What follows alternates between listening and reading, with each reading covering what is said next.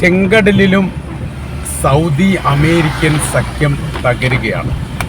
കഴിഞ്ഞ ദിവസമാണ് ചെങ്കടൽ സുരക്ഷയുമായി ബന്ധപ്പെട്ട് 14 രാഷ്ട്രങ്ങൾ ഒരു ഏകോപന സമിതി രൂപീകരിച്ചത്. 43 രാജ്യങ്ങൾ മർമ്മപ്രധാനമായിരിക്കുന്ന മീറ്റിങ്ങിൽ പങ്കെടുത്തിട്ടുണ്ടെങ്കിലും 14 രാജ്യങ്ങളാണ് ചേർന്ന് നിൽക്കാൻ വേണ്ടി തത്വത്തിൽ തീരുമാനിച്ചത്.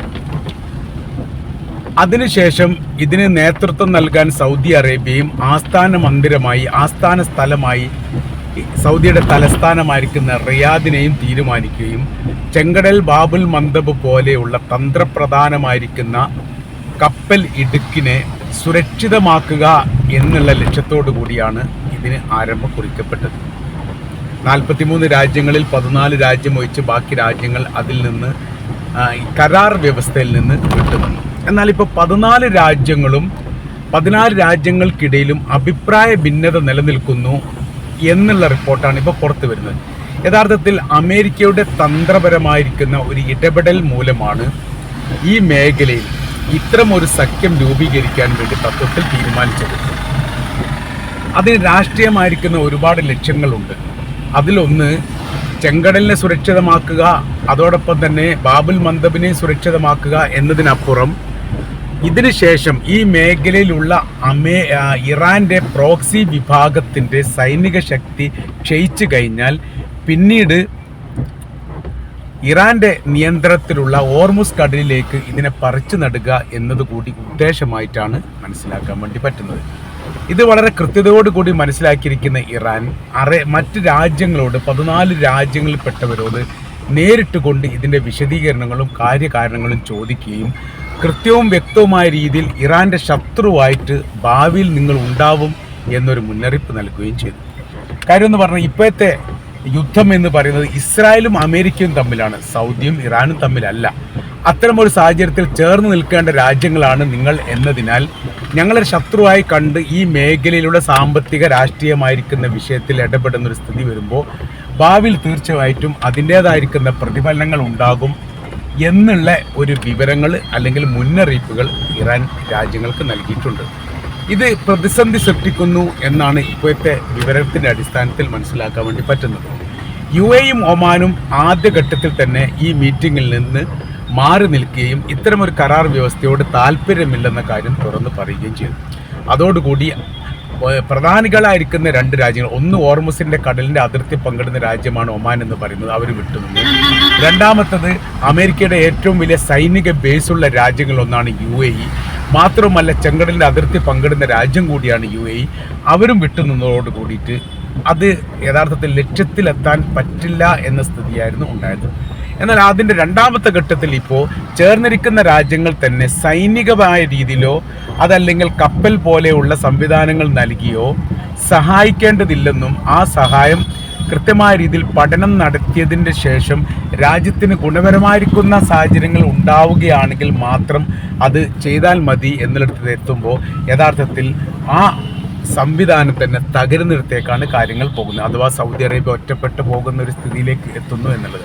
യഥാർത്ഥത്തിൽ ഇതിൻ്റെ തന്ത്രപരമായിരിക്കുന്ന നീക്കുപോക്കുകൾ നടത്തിയത് അപ്പാടെ അമേരിക്ക തന്നെയാണ്. അമേരിക്ക സൗദി അറേബ്യയെ വശത്താക്കാൻ വേണ്ടിയിട്ട് ആദ്യം തന്നെ ചെയ്തിരിക്കുന്ന കാര്യം ആണവായുധം നൽകും എന്നൊരു പ്രസ്താവന പുറത്തുവിട്ടു.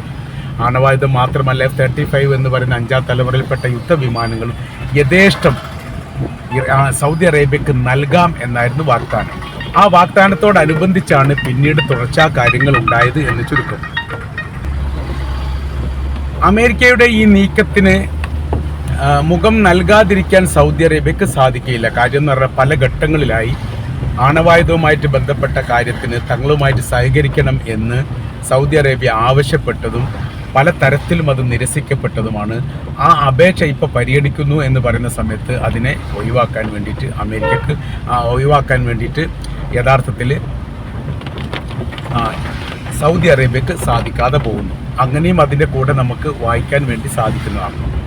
അപ്പോൾ ഇപ്പോൾ നിലനിൽക്കുന്ന സ്ഥിതികൾ എന്ന് പറയുന്നത് ചെങ്കടലുമായി ബന്ധപ്പെട്ട് ഈ പറയപ്പെട്ട 14 രാജ്യങ്ങൾ സംയുക്തമായ രീതിയിൽ ആയുധ ആക്രമണം നടത്തിയാൽ പോലും ഹൂത്തികളെ പരാജയപ്പെടുത്താൻ സാധിക്കില്ല എന്നുള്ള കൃത്യമാണ്. കാര്യം എന്ന് പറഞ്ഞാൽ സൂപ്പർ പവറുള്ള അമേരിക്കയുമായി ഏകദേശം ഒരു വർഷത്തോളം ഹൂത്തികൾ യുദ്ധം ചെയ്തിട്ട് അവസാനം പരാജയപ്പെട്ട അമേരിക്ക മാത്രമല്ല, അമേരിക്കയും ബ്രിട്ടനും കൂടിയാണ് ആ യുദ്ധത്തിൽ പങ്കെടുത്തത്. അവർ പരാജയപ്പെടുന്ന ഒരു സാഹചര്യം വന്ന സമയത്ത് പിന്നീട് കരാർ വ്യവസ്ഥ ഉണ്ടാക്കിയിട്ട് വെടിനിർത്തൽ സംവിധാനം ഉണ്ടാക്കുകയാണ് ചെയ്തത്. അങ്ങനെയാണ് ഹൂത്തികളുമായിട്ട് ഏറെക്കുറെ ഒരു ധാരണയിലേക്ക് ഈ കാര്യങ്ങൾ എത്തിയത് എന്നുള്ളത് കൃത്യമാണ്. അപ്പോൾ അങ്ങനത്തെ ഒരു വിഷയം നിലനിൽക്കുന്ന ചെങ്കടലിൽ ഇപ്പോൾ സൗദിയുടെ നേതൃത്വത്തിലുള്ള സംഘത്തിന് അവരെ കീഴടക്കാൻ വേണ്ടി സാധിക്കുക എന്നുള്ളത് ഒരിക്കലും നടക്കാത്തൊരു കാര്യമാണ്. പക്ഷേ ഇപ്പോഴത്തെ ഒരു സാഹചര്യത്തിൽ സൗദി അറേബ്യ നിരന്തരം ആക്രമിക്കപ്പെടുന്നു എന്നതിനാൽ ഏതെങ്കിലും ഒരു പോംവഴികൾ ചെയ്യാതിരിക്കാൻ അവർക്ക് സാധിക്കുന്നില്ല എന്നതുകൊണ്ട് കൂടിയായിരിക്കാം ഈ പ്രവൃത്തി ചെയ്തത് എന്ന് നമുക്ക് അനുമാനിക്കാൻ സാധിക്കുന്നതാണ്. ഇപ്പോൾ നിലനിൽക്കുന്ന സ്ഥിതികളും സാഹചര്യങ്ങളും യഥാർത്ഥത്തിൽ വളരെ വളരെ സങ്കീർണമാണ്. മുൻപൊക്കെ അമേരിക്ക ആക്രമിച്ചു കഴിഞ്ഞാൽ അതിന് തിരിച്ചടിക്കുന്ന ഒരു പ്രവൃത്തിയായിരുന്നു ഇറാൻ ചെയ്തിരുന്നത്. അപ്പോൾ അതിനൊരു ന്യായവും പറയാനുണ്ടായിരുന്നു. എന്നാൽ ഇപ്പോൾ അതല്ല. ഇപ്പോൾ ഇറാന് തോന്നുന്ന സമയത്ത് അവർ ആക്രമിക്കുകയാണ്. ഇന്ന് കുവൈത്തിനും ജോർദാനും നേരെ ആക്രമണം നടത്തിയിട്ടുണ്ട് എന്ന് സ്ഥിരീകരിച്ചു. ഇത് അമേരിക്ക ആക്രമിക്കാതെ തന്നെയാണ് ഇറാൻ ആക്രമിച്ചത്.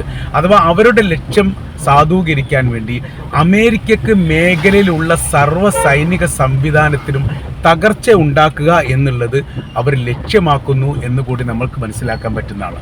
അപ്പോൾ ഏതെങ്കിലും തരത്തിൽ ഇവിടെ നിന്നൊരു അതിജീവനം അമേരിക്കക്ക് ഉണ്ടാവാൻ പാടില്ല. അത് ഉണ്ടാകുന്നത് അത് സാരമായിട്ട് ബാധിക്കുക യഥാർത്ഥത്തിൽ ഇറാനെയാണ് അമേരിക്ക ഫോക്കസ് ചെയ്യുന്നത്, ലക്ഷ്യം വെക്കുന്നത്.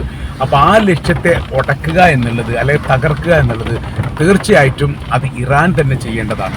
അതുകൊണ്ട് തന്നെ അവരുടെ ബേസ് കേന്ദ്രീകരിച്ചു കൊണ്ടുള്ള ശക്തമായിരിക്കുന്ന ആക്രമണം തന്നെയാണ് നിലവിലെ സാഹചര്യത്തിൽ ഇപ്പോൾ നടക്കുന്നത് എന്ന് തീർച്ചയായിട്ടും നമ്മൾക്ക് പറയാൻ വേണ്ടിയിട്ട് സാധിക്കുന്നതാണ്.